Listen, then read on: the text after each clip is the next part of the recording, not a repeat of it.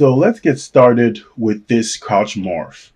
I went ahead and created some more poses of the character in a crouch and also improved the original crouch pose. But I've set some keyframes on the timeline, and this is the first one.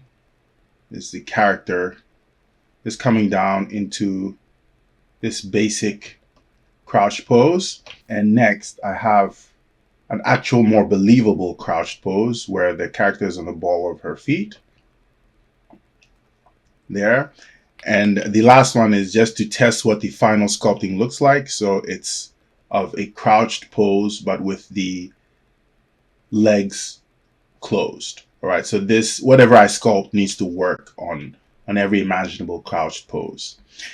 So just to keep things clean, I'm going to hide all these controls so that I can better analyze the mesh as I'm doing all the sculpting. So I'm going to select the global control and hide all of these controls, just leaving what you're allowed to leave, pretty much the hip control.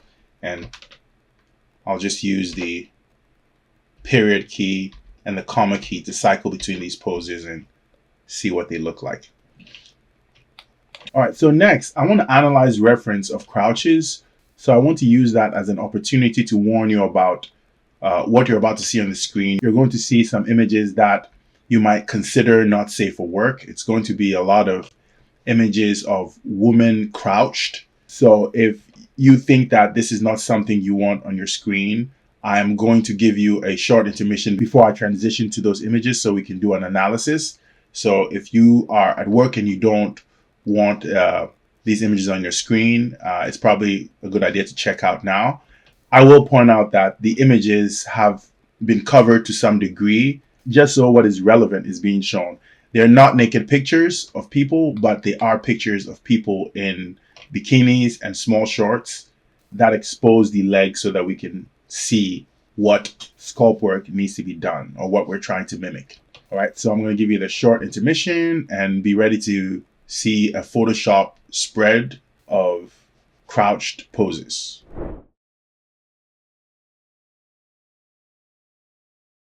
When it comes to crouches, one very important thing is the mass of the character. Is the character a massier character or is the character a smaller character? You would be having to pick from whether it's a super muscular character, whether it's a character with more fat tissue, or whether it's a character that's just thinner. And the reason why you want to know this is because when the characters are thinner, like in this image, this person isn't as massy or doesn't have as much fat tissue and muscle as some of these others. The one that I'm centered on is a lot smaller, and she doesn't have as much fat tissue or developed muscle as some of these other ones. And this is going to impact the way in which your end result is going to look like. I think somewhere down here, I also have a much smaller person over here. And notice how when you have a thinner person that doesn't have as much fat tissue or very developed muscle, this separation here is a straight line, almost a straight line, right? There's not that much of an S shape. Now, when you go to the more massier characters, like this one right here, you're seeing an S shape being developed. And when I use the term massier, I am referring to having massier fat tissue around the thigh, the adductor area, around the back of the knee, and on the calf. So either having more fat tissue or having more muscle would make for these bulging crescent shapes, which eventually produce this S-like shape. And let me see if I can find a very good S shape that I'm talking about. This is an illustration that has overemphasized it, but you see this somewhat kind of an S. And let me try to find it on an actual real person. Here you can see somewhat of an S. It's more of a C curve, but it shows how big the calf is and how it's pushing up into the thigh, right, to produce this arch or this C or S-ish shape. This is another good one to inspect. You have this forceful line here because of these two masses pushing on each other. The calf is pushing up, very big bulging calf muscle pushing on the fat tissue here. So it produces this flattened line to show that they're pressing on each other. And as you go towards the back, this character has more mass or more fat tissue, and that fat tissue ends up pouring over the shins.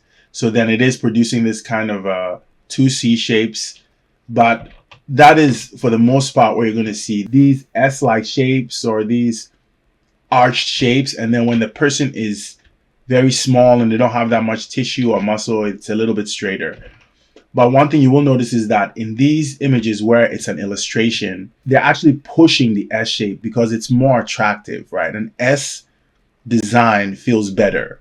So in our case, since we have a stylized character too, and I'm not necessarily going for hyperrealism, I am also going to push an S shape, right? I think it's a very cool look. For this illustration, they push an S-like shape on this leg, but on this leg, they go with that straight shape, right? And then they go with this swoop, right? So it starts to feel like more of a C, right? But you can go with either or. And sometimes you want to analyze the outside of the leg very carefully because it is sometimes producing a different shape. Sometimes that's very different from what's going on inside. But in this particular case, this person is a lot massier. It's a lot of mass on both ends and not so much muscle definition. And because of that, her shape is a lot straighter. So that is also something that might impact the shape you're getting. It's when you don't have that much definition, right? She doesn't have that much definition in her calves or her thigh, and it's just masses. It doesn't mean the person is not muscular. She looks very muscular. It's just that they're not cut lines. She's not she's not superly defined. So then it's just two masses of not so crescent tissues pushing on each other. Then you end up with that straight shape that the very slim people have. This is another also smaller person, but with defined calves that are pushing up. So long story short, I am going to go for one that shows a more muscular calf pushing on the thigh, a more muscular bulging calf pushing on the thigh. And one thing I will also have to resolve is what happens to this pelvic region, the fat tissue over here around the hips. I'm definitely going to have to resolve that because I know that my deformation from skinning has produced something that is not so attractive. All right, so let's go to the rig now and let me show you the order in which I'm going to address these crouch fixes because there's a lot to fix on the character. So with this character, starting off, you can see right here, there is a somewhat of a dent in here on the side that doesn't look normal. So that's the first thing I'm going to fix. Make sure that there is a more rounded shape like this. More rounded crescent shape like this. It's more appealing. Right, so I'm going to make sure that is resolved. I have that. And when it comes down here, this is a very weird effect you get in 3D when you crouch a character. You can almost never avoid it with any 3D character.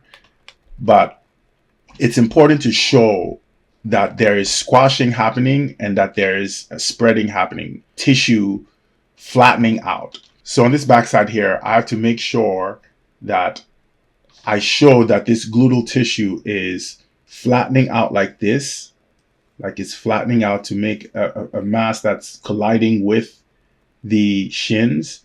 And then I might need to also do this just to show the weight, show this pouring over this, and it shows a little bit more of what is actually happening when somebody crouches from the back. And in her particular case, doesn't have that much fat tissue, but this is a fairly muscular character because when I designed this character, the intention was for her to be a dancer. So when you look at the character standing, she has very muscular looking thighs. So I do want it to feel more rigid. So as far as the pouring effect of the fat over the shins, I don't think I'm going to do a lot of that. I'm just going to go with a simple squash. So you're not going to see any sort of a pouring effect.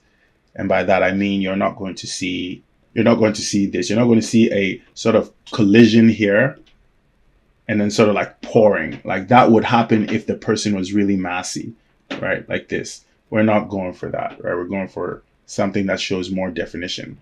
Now in the side, another thing you want to get rid of is the bulge of the glute, right? Because when you are sitting on your shins like this, all this here, this fat tissue is going to flatten out like this. So I'm going to flatten it out like that. And then that is going to lead this calf here. I'm going to show that bulge here, and we're going to go get this somewhat of an S shape here. So basically this indent here is going to go away. It's going to be more like that. And the calf is going to be bulging out. And so the calf is also going to be pulled out here to bulge. And this top area is very important. There's a lot of messy stuff going up here that needs to be fixed, but I'll definitely have to fix this silhouette. This is wrong. So I'd have to go with something like this. And when we get to the knee, there's a particular shape that is happening in reference that I like, that I want to go with. And it's this kind of ridge here, this kind of indent and this kind of bulge on the front side. I'll go back to the reference to see if I can find something that's showcasing it better. But before we do that, let's go on the inside and see what will have to be fixed on the inside. The pelvic region is completely messed up. None of this is going to look this way. You can see all this geometry here looking wrong. So all of that needs to be redesigned to look correct. So you'd have the proper pelvic shape here, and then over here would have again that mass of the thigh that goes into this S shape. All right, and then the calf will be here, it'll be bulging. Let me correct this. And if I was going to represent the knee the way I'm thinking about doing it, I'm basically thinking more along the lines of like this. It's this a half pipe, right? That represents the knee. Let me see if I can find it in the reference. You can see a little bit of it sometimes over here, somewhere over here. Let me see if there's a better one. I thought I saw a better one showcasing it. Yeah, it's right there. I might have gotten it a little wrong, but it is a large shape that is very recognizable to me, and I think that it's worth putting in since I have enough geometry to do it.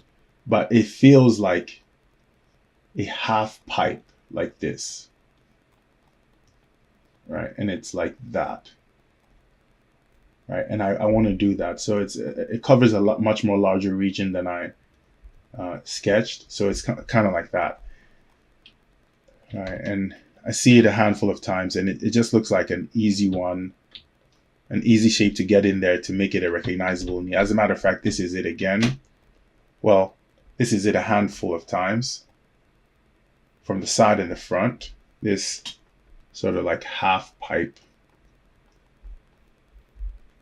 like this here, and then here it is also in there. I'm over mannequinizing it, right? But I might need to do that because I do want to emphasize that shape. And the other thing that absolutely has to be done is what's going on here. Here, just like this calf, like when I go into the geometry, let me select these faces. If I go into the geometry, you're going to see inside here, there's a lot of penetration. We don't want any of this. All this has to be gotten rid of. This is basically the calf coming through the thigh. If you remember, the reason why I don't want any of this is because this character is going to use cloth simulation for the clothing. If you have penetrations like this happening, it will ruin the end cloth simulation. End cloth will come in here, get trapped, and make a mess. So this calf will have to actually be colliding with this thigh. So it will be squished down. So I'm going to push this down, but there has to be a meeting point where these are not penetrating each other. And the same thing is happening here when you go to the top of the thigh and the pelvis. If I go in, you see over here, there's penetration here, and it has to be resolved. And in the grander scheme of things, what's happening here needs to be similar to what's happening here in this image, right? So this image is going to be my source of reference to fix what's going on between the pelvis and the thigh. So the objective would be to get this creasing line, but also get this shape, this particular crease, and then just a bulging shape over here. I think with here, it's just too much of it, but it's actually being showcased here because there's actual penetration happening. So when the penetration is minimized, I'll see what is left behind, and the objective then would be to take what is left behind and make sure I just have that very simple crease here and that this is bulging correctly. Right? I don't think I'm going to do that double dip like so. I might, but I don't think it's necessary. Just for the sake of simplicity, I'll just keep it a simple crescent shape like this. But it'll be very important to resolve this so that I'm getting minimal penetration over there. So I think that is the bulk of what has to be done, and it's all going to be resolved with an in-context blend shape. So let's move and get started with the sculpt work.